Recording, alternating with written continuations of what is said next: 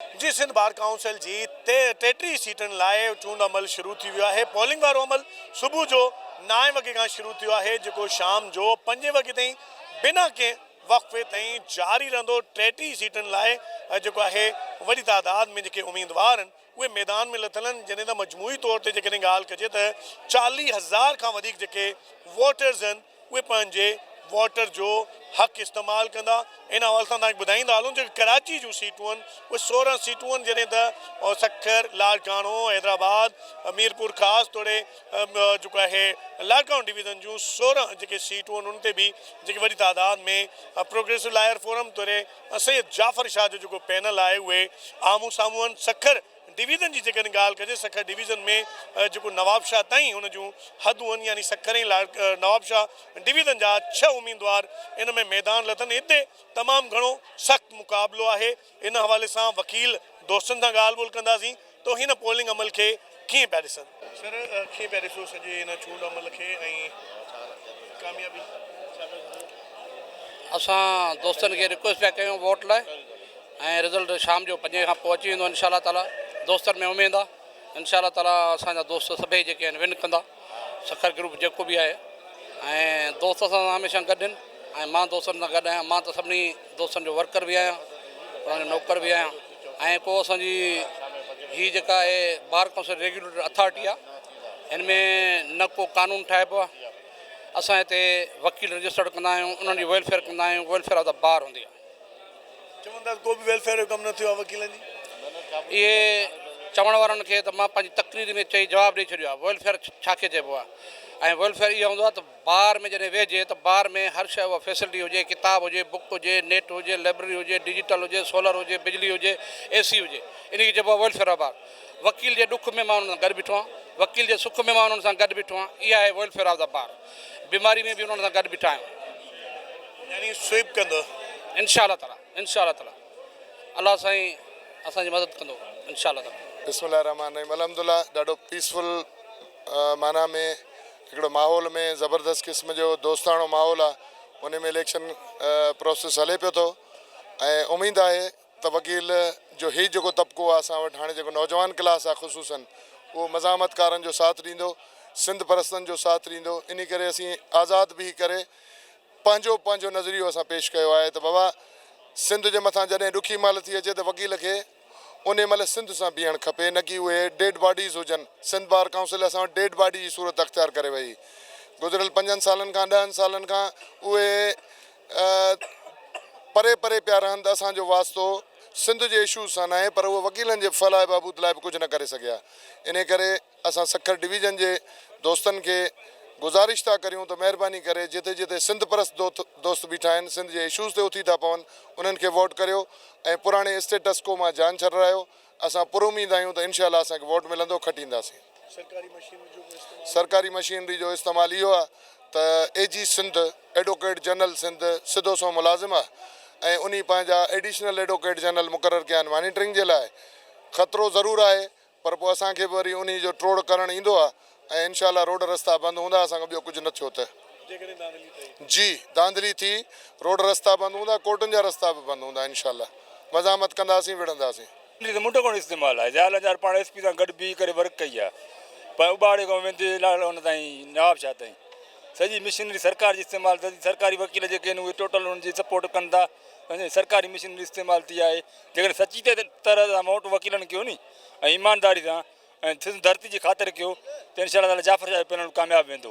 पर जेकॾहिं हुननि पंहिंजो हिकिड़ो माना लालच में अची विया त लालच जो ख़बर थी पाण खे सिलो इहो मिलियो त 6 केनाल बि ठही आहे ऐं ज़मीना बि सिंध जूं जेके आहिनि उहे वञनि थियूं ऐं उन खां पोइ 26वीं तरमीम वरी 27वीं तरमीम ईंदी। इंशाअल्लाह ताला असां त उमेदु आहे त साईं जाफ़र शाह जो पैनल कामयाबु थींदो, छो जो ज़रदारी लीग वारा 2 नंबर माण्हू आहिनि। हिननि को बि कमु न कयो आहे वकीलनि जो। तव्हां ॾिठो त वकीलनि जी मेडिकल जा पैसा बि 23 करोड़ खाई आहे, वकीलनि जो प्लाट खाई आहे, लीगल एडवाइज़री पैनल चैम्बर। वकीलनि खे कराची वेंदा रहाइश लाइ का बि जॻह कोन्हे का, न कॉलोनी आहे न कुझु आहे, सिर्फ़ु हिननि पंहिंजूं प्रॉपर्टी ठाहियूं आहिनि, मिल्कियतां ठाहियूं आहिनि।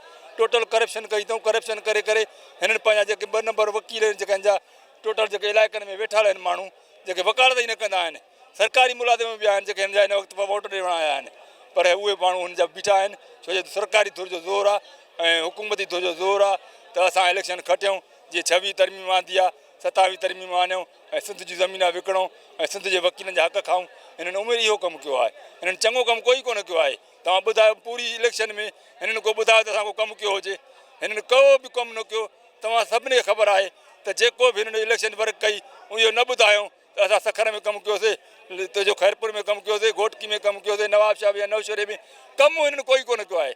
सिर्फ़ु हाणे बि इहो था चवनि हम करेंगे, असां कंदासीं, कुझु बि कोन। हे टोपी ड्रामो आहे।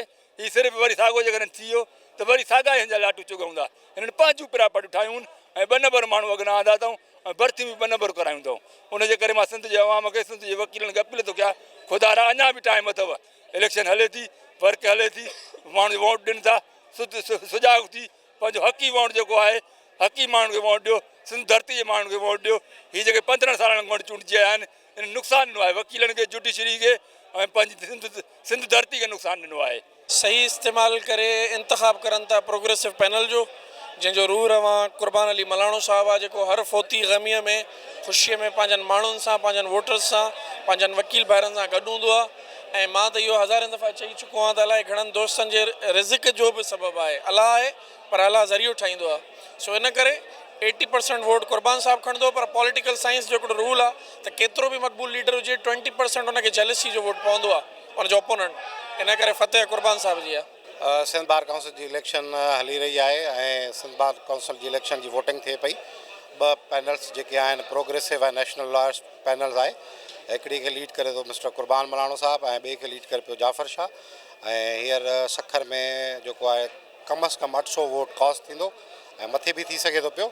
ऐं जेको आहे हींअर जेको पोज़ीशन आहे वाज़े पोज़ीशन सां प्रोग्रेसिव लॉयर्स पैनल जंहिंजी अॻुवाणी मिस्टर कुर्बान मलाणो करे रहियो आहे उनखे सरसरी हासिलु आहे। ऐं जेको ॿियो पैनल आहे उनजे मदे मुक़ाबल में उनजी को एतिरी ख़ासि मक़बूलियत नाहे। बहरहाल उन्हनि खे बि वोट मिलनि था पिया, पर प्रोग्रेसिव पैनल कुर्बान मलाणे साहिब खे सरसरी हासिलु आहे। नौजवाननि जेकी तादाद आहे उहा काफ़ी हिन वक़्तु इनरोल थी चुकी आहे। तव्हांजे साम्हूं आहे जंहिं महिल बबुड़ो धरणो लॻो उनमें जेकी वधीक तादाद हुई नौजवाननि जी हुई। ऐं हिन वक़्तु नौजवाननि जेकी अक्सरियत आहे उहा प्रोग्रेसिव लॉयर्स पैनल सां बीठी आहे। सखर, घोटकी, खैरपुर, नौशहरो, फिरोज़, नवाबशाह जिते बि कैंडिडेट्स मौजूदु आहिनि उते सभु जेकी वॾी तादाद में नौजवान आहिनि उहे प्रोग्रेसिव लॉयर्स पैनल खे सपोर्ट करे रहिया आहिनि। ऐं नौजवाननि खे काफ़ी जेको आहे न जीअं स्टाइपेंड्स जे हवाले सां हिकिड़ो प्रोग्राम हुयो उहो इंट्रोड्यूस कयो वियो असांजे लॉ मिनिस्टर तरफ़ां, जेको असांजा कैंडिडेट बि आहे ज़ियाउल हसन नंजार साहिबु, उन्हनि इहो इंट्रोड्यूस करायो स्टाइपेंड्स जो प्रोग्राम। तंहिंखां बाद में कराची में सिविल जुरिडिक्शन जेको इशू हुयो ओरिजिनल जुरिडिक्शन, हींअर उहे सॼा केसिस जेके हाई कोर्ट में हली रहिया हुआ उहे सभु जेके बि आहिनि उहे हेठि विया आहिनि सिटी कोर्ट्स में, लोअर कोर्ट्स में असां वटि। इन सां जेके नौजवान न्यू इनरोल थिया उन्हनि खे केसिस में वधीक रेशो मिलियो ताकी उहे पंहिंजी प्रैक्टिस वधीक करे सघनि। तंहिं करे इहा बि कारण आहे त हू सपोर्ट करनि था पिया प्रोग्रेसिव लॉयर्स पैनल खे, कुर्बान अली मलाणो साहिब खे, शफ़क़त रहीम राजपूत खे, अब्दुल सत्तार लोरानी साहिब खे, यासिर अरफात शर खे ऐं तंहिंखां बाद में अब्दुल रज़ाक महर ऐं ज़ियाउल हसन नंजार साहिब खे। जी बिल्कुलु, असां वटि जेकी वोटर आहिनि उहे नौजवाननि जो तादादु ज़्यादा आहे। सीनियर बि आहिनि, जूनियर बि आहिनि ऐं उन्हनि में नौजवाननि जो तादादु जेको आहे ओल्ड एजनि खां वधीक आहे। इन जे करे रुझान वधीक आहे। इंशाल्लाह मुक़ाबिलो बहितरीनु आहे ऐं लॻे थो इलेक्शन आहे उन हिसाब सां आहे वन साइडेड बीठा आहे। बिल्कुलु बिल्कुलु पहिरियां थींदो बि हुयो पर एतिरो न हुयो। ऐं हाणे उन खां वधीक जेको आहे राति तां ॾिठो त हिकु पार्टी उन में ॾिसो 1500 तक़रीबन 1500 वकील हुया जंहिं जेको अटेंड कयो आहे। पार्टी जेका अटेंड कई हिते तक़रीबन 1400-1500 आहे। जेके सिंध जा इज्तिमाही इशू आहिनि हिन दफ़े वकीलनि पंहिंजे माना सिंध जा जेके इशू आहिनि उन्हनि जे हवाले सां स्टैंड वरितो आहे ऐं हर सिंध जे इशू ते बीठो आहे। तव्हां बबुलो धरणो ॾिठो त पूरा मुसलसिल जेको आहे वकील रोडनि ते हुया या ॿिया जेके इशू आहिनि त पूरी सिंध में अॼु इलेक्शन थी रही आहे। 33 सीटनि ते इलेक्शन थी रही आहे। 33 सीटनि ते अॼु वोट कास्ट थींदा, शाम ते नतीजा अची वेंदा। हीअ असांजी सखर डिवीज़न में 6 सीटूं आहिनि। 6 सीटनि ते मुख़ालिफ़ पैनल बि आहे, असांजो पैनल प्रोग्रेसिव पैनल बि आहे। इंशाल्लाह जेको आहे प्रोग्रेसिव पैसा विन कंदो सीटूं। इसीलिए कि हमने एक इलेक्शन प्रोसेस को इनिशिएट किया जून के अंदर और नौजवानों का इसमें बहुत ज़्यादा हाथ है और नौजवान इसी चीज़ की वजह से इन लोगों को ये पैनिक भी हुए हैं और इससे पहले कभी इतने फंक्शंस नहीं हुए जितने इस दफ़ा किए हैं इन लोगों ने।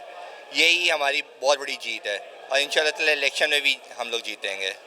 इलेक्शन के पहले इलेक्शन आप में जीत चुके हो इलेक्शन में और अब भी जीतोगे? ऑब्वियसली जीत चुके हैं। पैसा तो इनका अच्छा खासा लगवाया है, रोडों पे भी अच्छा घुमाया है इन्हें, इनको बताया है कि वकील की इज्जत क्या है, वकीलों के घर पे गए हैं, उनसे मिन्नतें की हैं, ये भी हमारी बहुत बड़ी जीत है। और इंशाल्लाह इलेक्शन भी जीतेंगे। जाफर शाह और उसके नीचे जो जितने भी पैनल के हैं वो इंशाल्लाह सब कामयाब होंगे। अच्छा, क्या समझते हैं आप, इलेक्शन मुहिम में सरकारी मशीनरी यूज हुई है? बहुत, ये जितने फंक्शन हुए हैं ये भी सरकारी पैसे से हुए हैं। कोई इनके अपने पैसे, इतने अपने पैसे इन लोगों ने कभी इतने बड़े फंक्शन ही नहीं किए हैं।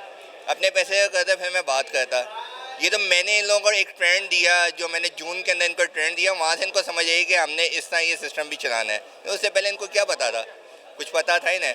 ये तो जाते हैं वकील को बस बिठाते, एक प्लेट देते, भाई इसके अंदर सालन डालो, रोटी खाओ, घर जाओ। इसके अलावा ना तकरीरें होती थी, ना घरों में जाना होता है। 6 साल बाद 7 साल बाद तो ये प्रोसेस स्टार्ट हुआ था, उससे पहले इनको पता ही नहीं था। तो ये एक अच्छी चीज़ है। लेकिन हम सब एक हैं। इलेक्शन का दिन है, मेरा यही है, इलेक्शन के बाद भी हम एक साथ हैं, हम एक फैमिली हैं, फैमिली। और ये एक प्रोसेस है, हुस्न है। और जितने अच्छे लीडर्स आपके वकला में से निकल सकते हैं, उतने अच्छे लीडर्स और सोसाइटी में से ही निकल सकते हैं, क्योंकि ये जानते हैं कि हकूक़ कैसे हासिल करने हैं, आवाम के हकूक़ों के लिए कैसे लड़ना है। हूअं त ओवरऑल सिंध में 33 सीटूं आहिनि, उनमें 160 खां वधीक उम्मीदवार मैदान में आहिनि। 40,000 खां वधीक वोटर आहिनि जेके पंहिंजो वोट जो हक़ अदा कंदा। पर असां सखर रीजन में जेको वोट कास्ट थींदा, जेको असां एक्सपेक्ट कयूं था, 4,000 खां मथे वोट कास्ट थींदा, जंहिंमें 6 उम्मीदवार आहिनि।